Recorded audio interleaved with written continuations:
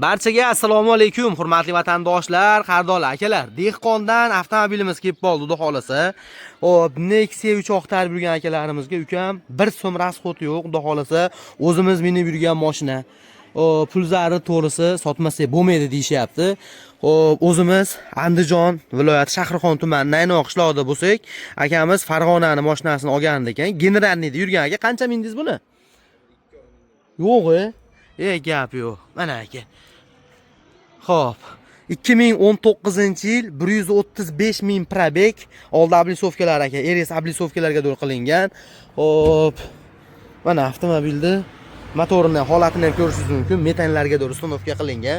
Aka, o'ylanmasdan, xudo hijrot bo'lmasdan telefon qilasiz, chunki dehqondan 100%, ABS konditsionerlariga do'l bor. Aka, motor hadovoy qanaqa? Hadovoylar yaxshi. Motorchi?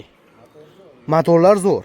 Avtomobil hop 4 ta yumshoq balon holatlari, o'rta holat desak bo'ladi. 4 ta eshigi shumka qilingan. Undan tashqari mana aka salon holati. Hop, monitor qo'yilgan bu tomonda.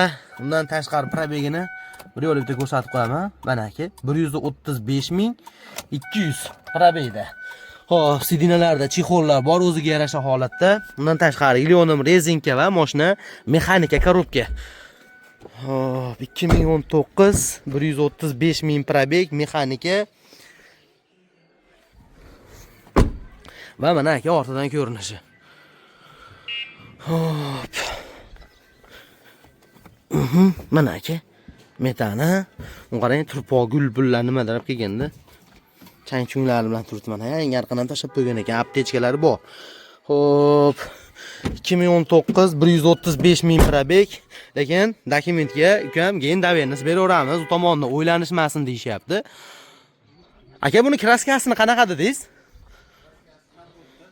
Kapotda, oldi kapotda, yanachi? Oldi kapotda, oldi stolgada bir qancha joyda ichi o'tmagan. Oldi kapotda kraska bor.